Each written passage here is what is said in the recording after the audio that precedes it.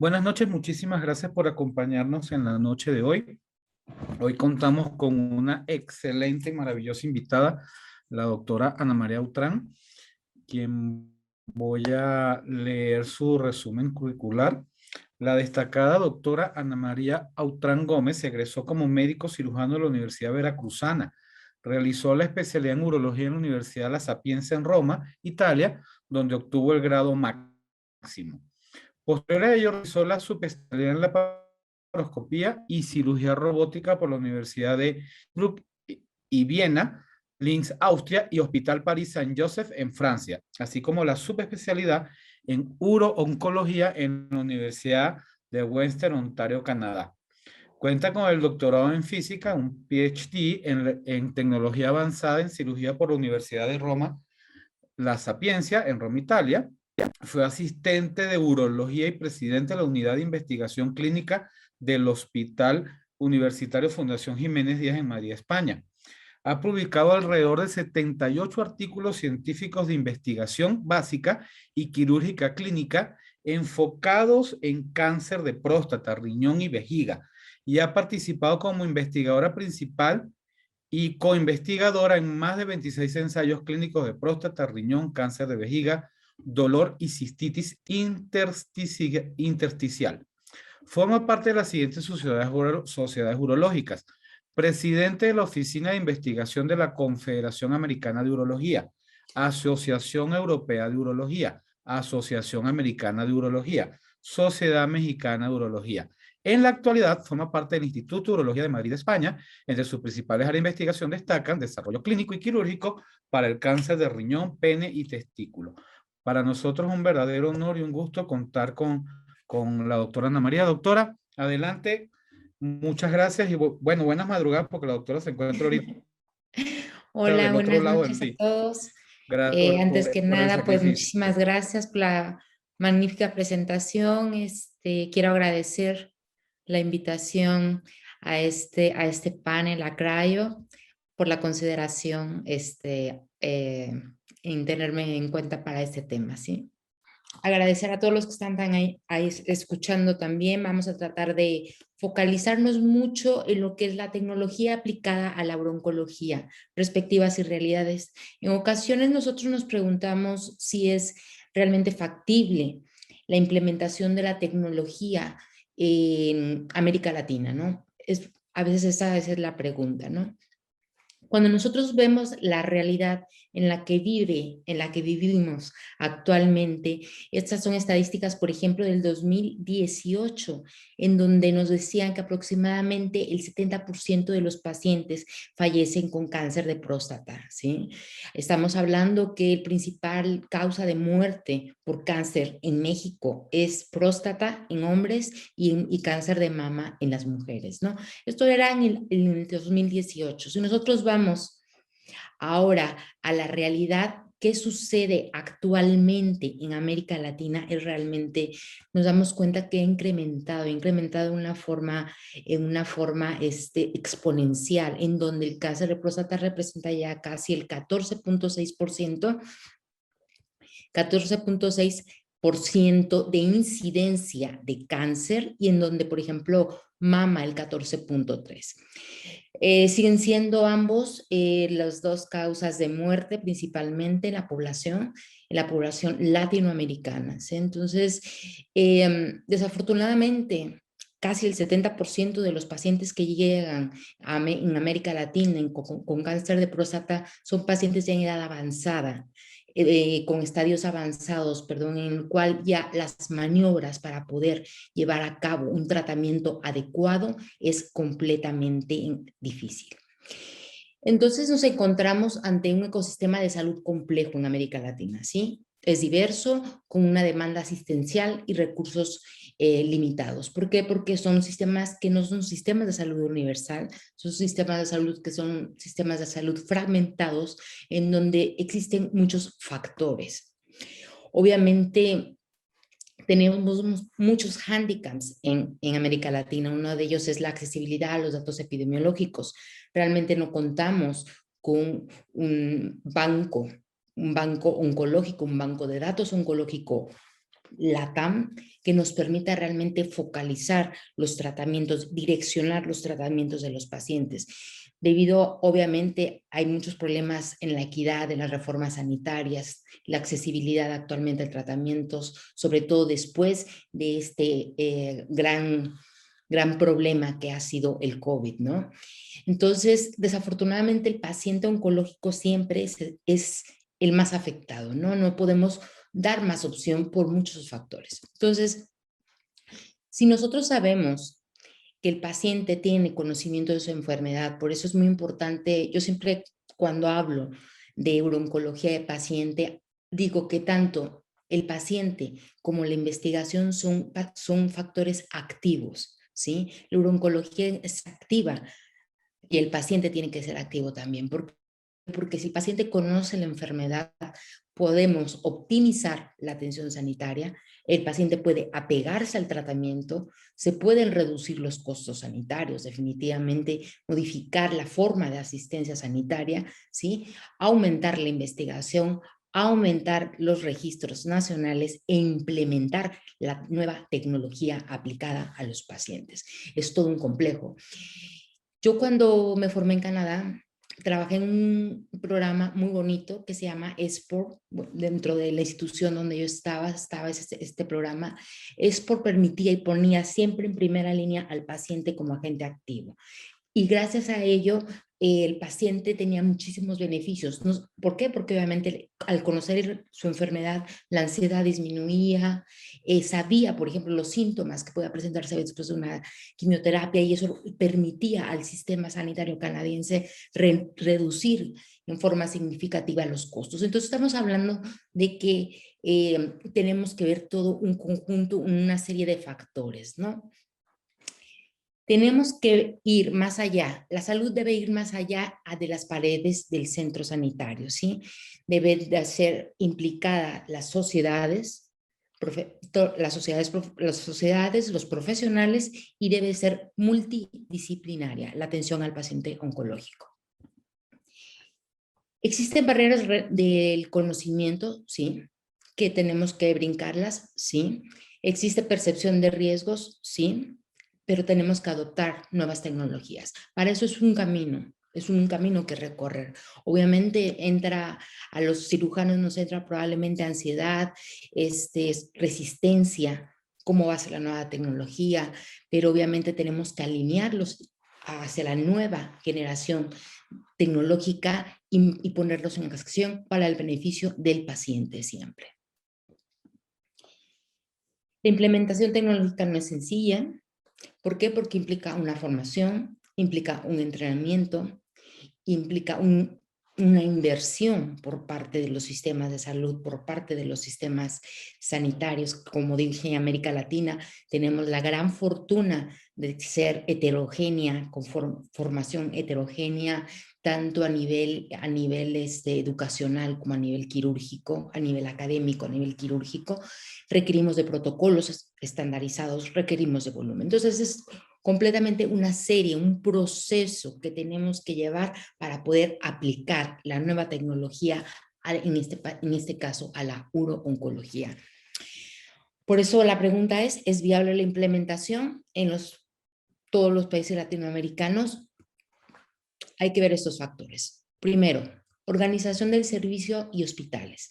Sabemos que dentro de un mismo país existen microsistemas de salud que permiten de alguna forma algunos el acceso y otros no está permitido, ¿no?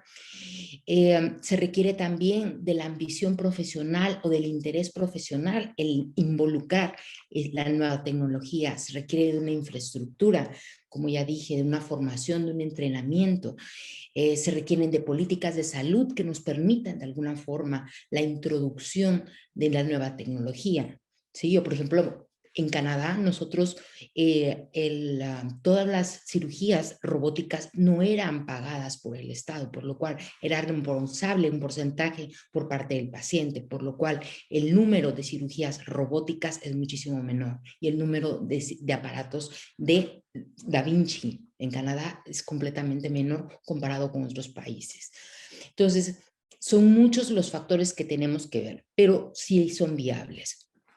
A mí me gusta mucho mostrar siempre este cuadro que nos habla sobre cuáles son las características demográficas y sociales. Sabemos, como ya dije, la heterogeneidad de nuestros países, en donde obviamente tenemos países latinoamericanos que va a depender mucho sobre el número de habitantes, el porcentaje de la población mayor de 65 años, el porcentaje de la población que vive en zonas rurales, la accesibilidad a muchos tratamientos, incluyendo tratamientos de tipo médico como quimioterápicos o de tipo quirúrgico, ¿sí? Aquí es muy importante mencionar también los entrenamientos, la formación, la accesibilidad que se tienen en las residencias, que se tienen en los sistemas educativos de LATAM, de toda la América Latina. Así, en ocasiones no se cuenta con la accesibilidad de becas para que los propios residentes o los propios miembros de un staff puedan acudir a realizar un entrenamiento oficial, no un observership o un stage de 3 o 6 meses, sino realmente un clinical fellowship que les permita de alguna forma entrar en la curva de aprendizaje, conocer los sistemas y poder implementarlos para optimizar los resultados oncológicos en nuestros pacientes. Entonces, la tecnología es innovar, es impactar. Tenemos que enfocar el valor de la tecnología hacia la innovación de nuevas ideas, ¿sí? Y la pregunta es, ¿cómo nosotros podemos aportar el valor de salud? Bueno, nosotros tenemos que darle el valor de salud en base a las necesidades de los pacientes y en base a las necesidades de los sistemas sanitarios. Como yo dije anteriormente, no todos los sistemas sanitarios tienen las mismas necesidades y no todos los grupos de poblaciones oncológicas de los países tienen las mismas necesidades. Estamos completamente dispares. Entonces, tenemos que ir hacia una medicina reactiva, basada en el producto y orientada hacia la implementación y la simplificación de la atención del paciente. ¿Cómo aportamos ese valor a la salud? Pues haciendo un escenario sostenible, ¿sí? Un escenario sostenible se fabrica o se formula a través de una atención personalizada, lo que es la medicina personalizada, una salud preventiva, haciendo medicina reactiva orientada hacia el paciente, ¿sí? Entonces, la implementación tecnológica enfocada al paciente oncológico, tenemos que enfocar las necesidades, saber cuáles son los requerimientos de nuestra población, saber cuáles son los requerimientos específicos de la patología en nuestra región, en nuestro país, cuáles hay que medir. Nosotros tenemos que tener de alguna forma estándares de medición, métricas, que nos permitan medir el impacto del proceso y del producto y las soluciones, adaptarnos a un mundo híbrido, digital y presencial, como lo estamos haciendo ahora, con estas charlas y con todos los webinars. Entonces, bueno, la implementación de la tecnología, de la terapia focal, de la terapia mini-invasiva, obviamente ha revolucionado estos últimos 30 años completamente en el mundo. Sabemos que existen actualmente muchísimas energías, existen lo que es la crioterapia, donde el efecto pues es obviamente lo que es la congelación, tenemos energías a bases térmicas como HIFU, como láser, como microwear, thermotherapy, radiofrequency, tenemos energías de radiación, como lo que es el ERP con microbros, la braquiterapia. Tenemos la terapia, tenemos el CyberKnife, tenemos fotosensibilizante como la terapia fotodinámica y tenemos obviamente energías eléctricas como la electroporación.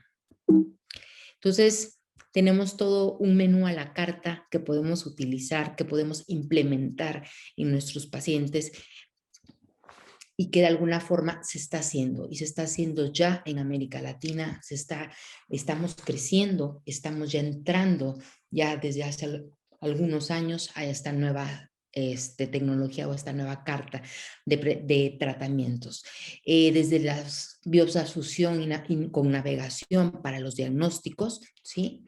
Sabiendo que obviamente que todos los principios de la terapia focal van a ser siempre determinantes a lo que es ir hacia la lesión índex. Cuando hablamos de próstata, en este caso, por ejemplo, estrategias, tenemos que ver siempre estrategias para la preservación del tejido, para reducir la toxicidad relacionado con el tratamiento radical, etcétera.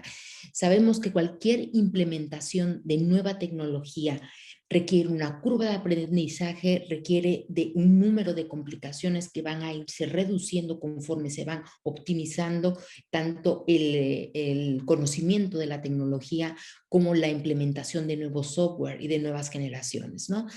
Existen muchísimos papers, uno de ellos a mí me gusta mucho que es una de las primeras revisiones sistemáticas del cuál es el rol realmente de la terapia focal en el manejo del cáncer de próstata localizado. No es una revisión sistemática de cerca de 25 series, todo esto es en primary setting, o sea, en lo que es tratamiento primario, porque recordemos que también tenemos salvage setting para terapia focal, tratamiento de salvataje. Prácticamente aquí se analizan alrededor de 2.232 pacientes con una media de seguimiento que va desde 0 hasta 10 años, ¿no? Estratifican a los pacientes y obviamente la mayoría de ellos son pacientes de bajo riesgo, ¿no? Pero bueno, los grupos poblacionales también incluyeron intermedio y riesgos bajos con buenos resultados.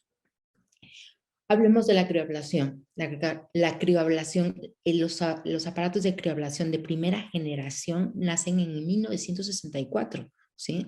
Entonces, estamos hablando que ya estamos ahorita en 2021, donde obviamente han pasado diferentes generaciones, en donde los software, en donde la implementación de las diferentes props y demás se han ido modificando, se han ido optimizando y eso nos ha reducido el riesgo de complicaciones de los pacientes y optimizado sobre todo los resultados oncológicos con curvas de aprendizaje menores a las iniciales. Esto es muy importante decirlo. Tenemos, por ejemplo, aquí una crioablación, imagínense, de segunda generación, las crioablaciones o los props de tercera generación. Obviamente, actualmente tenemos, por ejemplo, el grupo Cryo que maneja este sistema de crioablación. Vean, desde el diámetro de los props, desde la infraestructura del aparato y demás, va más dirigido hacia la lesión, van más focalizados y puede ser de alguna forma disminuir el daño tisular que puede presentar, ¿sí?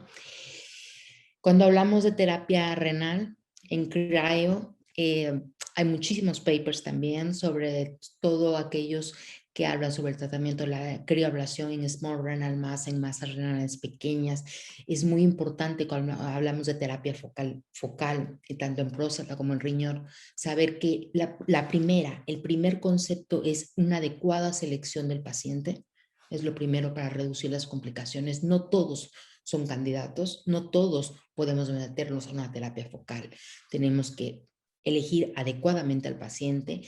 En el caso, por ejemplo, de terapia focal renal, recordemos que tenemos que tener lesiones pequeñas, lesiones que sean externas, ¿sí? Que no estén muy cerca de lo que es el sistema colector.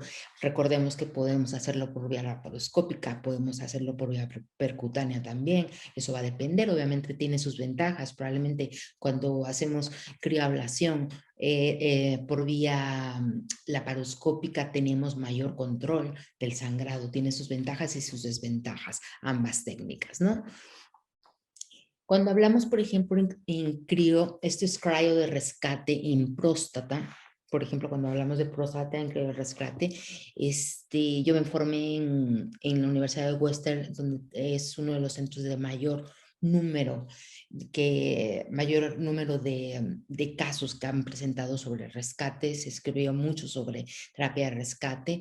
Vemos que obviamente que hay seguimientos que van desde 10 años hasta 5 años, 8 años y demás, pero tenemos una supervivencia libre de enfermedad que viaja desde del 11% hasta casi el 73%. Y obviamente, como dije, con la implementación de la nueva tecnología, con la implementación de los nuevos software, obviamente ese porcentaje va incrementándose.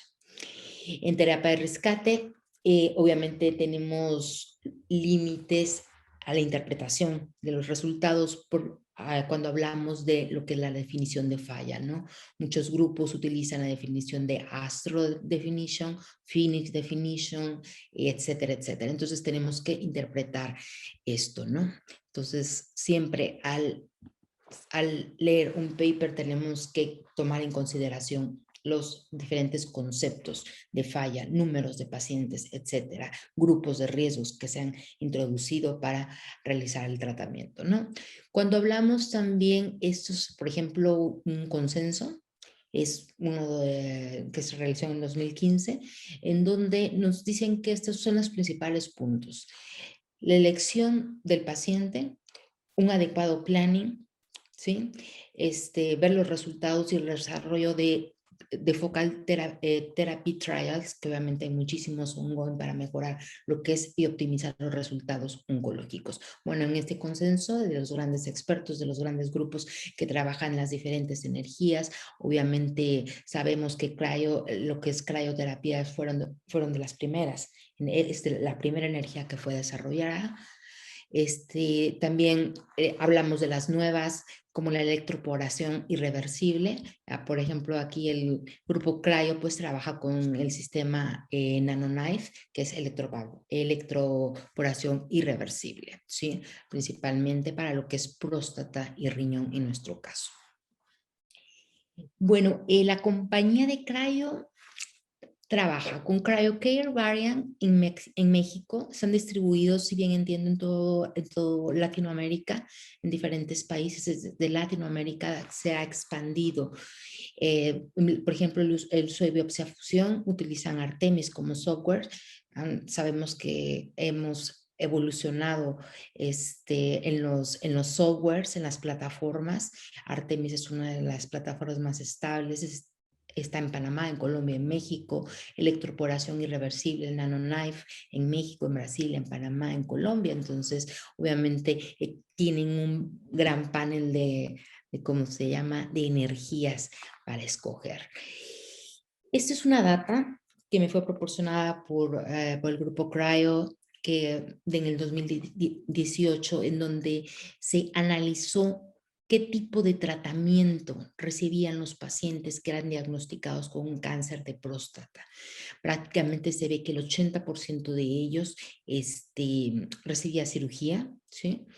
Hormonoterapia el 13%, cryo o radiofrequency el 6% y el 1% de HIFU aproximadamente. ¿Sí?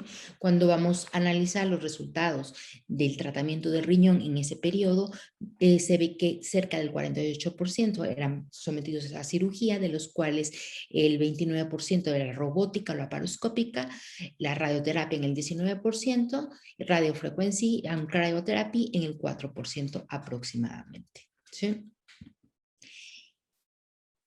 Recordemos que la implementación de la tecnología no es sencilla. Nosotros en la Confederación Americana de Urología hemos realizado recientemente un estudio multicéntrico tratando de analizar cómo se ha implementado el sistema robótico en América Latina, ¿sí? Estamos hablando que en América Latina contamos con más de 180 sistemas robóticos. El primero de ellos es de Brasil, que tiene más de 80 aparatos, ¿sí? Entonces tratamos de correlacionarlo con el número de habitantes por país, ¿no? Entonces vemos que en ocasiones los resultados que tenemos actualmente son preliminares. Estamos trabajando sobre la correlación que existe del número de aparatos de Da Vinci, de robot Da Vinci, con la densidad de población y de qué forma ha influido el entrenamiento de la cirugía y la transición de cirugía abierta a laparoscópica y a robótica. ¿sí? Nosotros sabemos, por ejemplo, en Estados Unidos, en Canadá, en Europa, en muchos centros ya no existe la cirugía, ya no se realiza en los residentes la transición de la cirugía abierta, van directamente ya a la cirugía laparoscópica y robótica, ¿sí? O incluso directamente a la cirugía robótica, sobre todo en los Estados Unidos. Entonces, el viaje del paciente urooncológico prácticamente tiene que ir de la mano de un equipo multidisciplinario con compañeros digitales, que es la introducción de la tecnología, con profesionales de salud y con la implementación de los requerimientos de ¿cómo se llama? Del sistema de salud que se tenga en el país, obviamente. Hablamos de prevención, hablamos de diagnóstico, hablamos de tratamiento, hablamos de seguimiento para llevarlo a la vida normal. Entonces, tenemos que focalizar la tecnología y el tratamiento de los pacientes oncológicos, focalizarlos en el valor. Requerimos, es necesario en América Latina tener datos. Es necesario en América Latina implementar plataformas digitales donde podamos monitorizar los PREMS y PROMS de los pacientes, que nos va a permitir optimizar el sistema de salud de cada uno de nuestros países, de cada uno de nuestras regiones. Si no tenemos una evaluación de PREMS y PROMS, no podemos de alguna forma saber la satisfacción del paciente ahorita y no podremos dirigir de alguna forma lo que es la medicina personalizada, que es a lo que tenemos que ir. Entonces estamos en una nueva era post-digital, estamos entrando en una era post-digital y nosotros tenemos que seguir trabajando y tenemos que seguir caminando hacia allá. Tenemos que avanzar hacia la implementación de tecnologías en salud centrada en profesionales, en pacientes y en sus necesidades, ¿sí? Entonces, bueno, yo con esto concluyo la presentación diciendo también que desde la Confederación Americana de Urología, uno de nuestros principales objetivos es formación, ¿sí? Es implementación de investigación, implementación de estudios multicéntricos que permitan obtener datos, que permitan evaluar nuevas tecnologías, que permitan evaluar resultados oncológicos, que permitan evaluar diferentes técnicas, no nada más oncológicas, sino en las diferentes áreas y las diferentes patologías. Entonces, unamos esfuerzos todos los países para poder realmente obtener, avanzar hacia un camino post-digital, hacer big data, hacer plataformas digitales, hacer aplicaciones, hacer todo lo que nos permita de alguna forma mejorar los resultados del paciente, que es al final. Y recordar siempre que el paciente es un agente activo, o es un agente activo en tratamiento, es un agente activo en la decisión de su tratamiento. La decisión debe ser compartida entre el paciente, el familiar y el médico. Siempre, siempre. Los pacientes deben conocer su patología. Si nosotros no tenemos la capacidad de conocer nuestra patología, es muy, muy difícil poder afrontar la enfermedad. Lo primero es conocerla. Si tú la conoces, sabes lo que viene. Yo fui paciente de cáncer de mama, ya tengo 3 años de haber salido, y yo creo que fue una de las cosas más impresionantes en mi vida, lo que más me ha pasado, porque me ha permitido conocer, focalizar la visión más allá de ser urooncóloga, la visión del paciente de frente y del familiar y de los cuidadores. Entonces, incluyamos a los pacientes en la investigación. El paciente tiene que ser activo tanto en el tratamiento, en el diagnóstico, como en la investigación para poder avanzar. Muchísimas gracias. Estoy abierta para todas sus preguntas. Doctora, muchísimas gracias. Excelente presentación. Para los que somos fanáticos de la data, esto ha sido un regalo de presentación. Por acá tenemos algunas preguntas. Doctora, acorde a su experiencia, ¿qué tecnología se usa en terapia focal en Europa y en América? Bueno, mi formación es europea, ¿sí? Entonces yo puedo referirme a la formación nuestra, por ejemplo, en HIFU, Canadá, nosotros utilizamos HIFU, utilizamos cryo, que fueron las 2 energías que más se utilizaron. Yo, por ejemplo, utilizamos el Sonablate para HIFU, ¿sí? Sabemos que el Ablater, pues nace en Francia, son los más comunes y las energías que más se emplean son HIFU y cryo. Radiofrequency, muy poco, pero más que nada son HIFU y cryo, y recordemos que son las más antiguas y las que más datas en términos de resultados oncológicos podemos tener, ¿sí? Muchas gracias, doctora. Otra pregunta por acá. En cuanto a terapias de rescate, acorde a su experiencia, ¿cuál es la tecnología de elección? Bueno, eso va a depender mucho del paciente. Lo que yo dije, la energía, yo pienso que cuando hablamos de energías, cuando nosotros tenemos la posibilidad de un hospital de tener la elección de una, dos, tres energías, cuatro energías, nosotros tenemos que centrar en el paciente, tenemos que centrar, no podemos generalizarlos. Por ejemplo, cuando hablamos, sabemos que las terapias de salvataje, por ejemplo, en pacientes post-radioterapia, por ejemplo, ¿sí? En donde sabemos que los riesgos de complicaciones de fístulas son muy, muy altas. Tenemos que utilizar obviamente energías, por ejemplo, HIFU ayuda bastante, pero tenemos que individualizar, tenemos que conocer al paciente, tenemos que conocer obviamente el tipo de tratamiento previo que haya tenido, si fue una radioterapia, si fue principalmente qué tipo de radioterapia fue y demás. Entonces, yo pienso que eso va a depender de qué tengas y de las características del paciente. No podemos, yo en la experiencia que nosotros tenemos, pues obviamente la energía que más utilizábamos era cryoterapia en muchos pacientes, ¿no? Y HIFU en otros, pero depende, hay que individualizarlo, como dije. Muchas gracias, doctora. Preguntan por acá el doctor José Arturo Ramírez Muciño, ¿cuál es Ujú. su opinión de TUCAT versus Cryo en relación a efectividad y efectos adversos locales? Bueno, yo en TOCAT, yo no tengo experiencia, ¿eh?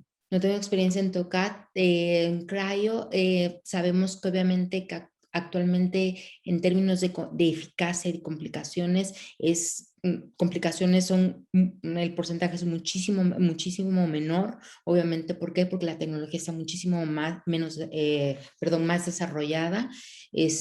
Nosotros en la experiencia, sobre todo en Salvage, nosotros el porcentaje más alto lo teníamos, por ejemplo, en lo que es la formación de fístulas, ¿sí? Pero yo no tengo experiencia en TOCAT, no tengo experiencia en TOCAT.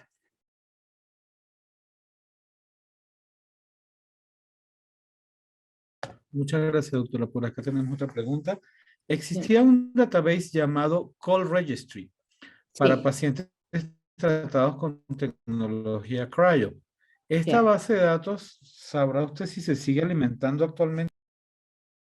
Actualmente sí, sí, sí sé que está actualmente, por ejemplo, de los grupos que yo pertenezco, ninguno no ha participado en ello, pero sí se están alimentando y están introduciendo datos, ¿sí? Presentan en ocasiones resultados preliminares, hay algunos papers por ahí con resultados preliminares, pero sí están.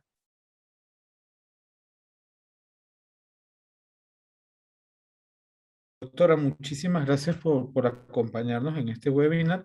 Para nosotros ha sido muy enriquecedora su participación. Le agradecemos la desvelada, ya que por allá, bueno, ya son altas horas de la noche. Sí. Agradecemos a todos los que nos acompañan desde toda la República, desde Panamá, desde Perú, como siempre consecuentes con nuestros webinars. Y bueno, hoy que tenemos a la doctora como invitada de lujo, su participación se agradece. Por aquí tenemos otra pregunta del doctor Fons de Mérida. Doctor, saludos. ¿Cuál sería el límite máximo de una tumoración renal para el Ah, tratamiento con crío? Doctor Fons de Mérida, Yucatán. entre 1 y 3. Nosotros obviamente que sea small renal mass, nosotros sabemos menos de 3 centímetros aproximadamente. Obviamente recordemos que tiene que ser periférico, que tiene que ser no cerca de lo que es el sistema colector, que es lo principal, pero como límite 3, 3, 4 ya sería ahí límite. ¿Sí? Obviamente recordemos también que contamos con cryoprops más pequeños. Acuérdense que antes teníamos los cryoprops eran mucho más grandes y lo que era el ice ball que se formaba era mayor y el daño tisular periférico era muy, muy grande el que teníamos, ¿no? Actualmente, pues, obviamente tenemos microprops que nos permiten de alguna forma, pues, direccionar más hacia el tumor, ¿sí? Doctora, y en caso de terapia paliativo, ya un paciente con muchas complicaciones y estamos trabajando se podría trabajar con masas renales de mayor tamaño cuando hablamos de paliación. Ma- depende del paciente, o sea, cuando hablamos de paliación, ¿en qué sentido? No, si me enfocas de otra forma la pregunta. Sí, pacientes que el objetivo de la terapia es eh, mejorar las condiciones de vida o darle una mejor calidad de vida, ya que el tratamiento puede ser que ya tenga metástasis y ya no se busca un tratamiento curativo. Pues yo no lo haría en el sentido de que, por ejemplo, cuando nosotros hablamos, tendríamos que tener, obviamente, cuando hablamos de cryo, cuando hablamos de terapia focal en riñón, tenemos que tener una biopsia previa. Tenemos que tener una biopsia previa y si tú estás hablando prácticamente de un paciente que ya tiene metástasis, es un paciente que está avanzado, yo pienso que lo que es la terapia focal en este sentido no tendría un beneficio como tal, ¿no? ¿Me entiendes? Beneficio como tal. Claro. Yo no lo haría, realmente, porque pues obviamente es un paciente ya metastático, no sabemos obviamente el estirpe, si el tipo, obviamente dependerá del tipo de biopsia que le hayan, sí, que hayan hecho y demás, pero obviamente recordemos que primero hay que biopsiar para saber qué tipo de tumor es. Y si es un paciente metastático, no, no creo que pueda beneficiarse de una terapia focal. Obviamente, si hay un sangrado o algo, a lo mejor de una embolización o de algún otro tipo de tratamiento, probablemente, ¿no? Perfecto. Muchísimas gracias, doctora. Como es costumbre, a estos momentos abrimos cámaras y micrófonos para que todos los asistentes, quien quiera agradecer directamente a la doctora, pues con toda confianza. Muchísimas gracias, doctora, por su Agradezco, participación. agradezco a ustedes. Acá tenemos una preguntita más. ¿Hay algún estudio costo-efectividad en relación a terapias ablativas versus Sí. cirugía radical, aunque sea de forma indirecta? ¿Y cuál es su opinión? Sí, hay muchos, hay muchísimos con diferentes energías y obviamente cuando comparan efectividad, en cuanto a efectividad, lo que es la mini invasión, hay mucho sobre todo lo que es, por ejemplo, prostatectomía radical abierta, con prostatectomía laparoscópica, con prostatectomía robótica, pero muchos están correlacionados con los factores de volumen, del volumen de pacientes, que es lo que yo les digo. No es lo mismo tener por ejemplo, un Da Vinci en un centro que es subutilizado, en donde únicamente lo ocupa, por ejemplo, el equipo de cardio, el equipo de gineco, el equipo de más, y en donde el volumen de pacientes son, no sé, 6, 7 prostatectomías radicales a la semana, a un hospital en donde sea obviamente una cirugía a la semana. Entonces, obviamente el costo-beneficio va a depender mucho del volumen, pero hay muchísimos estudios que comparan muchísimas técnicas y demás, pero uno de los principales factores determinantes es el volumen de cirugías que se realizan, ¿no? Por centros. Y realmente de ahí el beneficio, ¿no? De adquirir o no los aparatos ¿cómo se llaman? Los aparatos para los equipos, pues, para los hospitales y las instituciones. ¿Alguien más? Buenísimo. Sí, creo que ahora sí, y también en respecto a su tiempo, doctora, vamos por cerrado la participación. Muchas gracias, doctora. Nuevamente apreciamos muchísimo su tiempo y su dedicación para compartir estos resultados, estos números con nosotros que son tan enriquecedores para todos. Le agradecemos de parte de la organización y el mío propio el tiempo que nos ha brindado y como le comentaba, abrimos las cámaras y micrófonos para que todos los que quieran agradecer a la doctora se sientan en la comodidad de hacerlo. Doctora, muchísimas gracias y buenas madrugadas para usted. Gracias a ustedes por todo. Gracias a ustedes.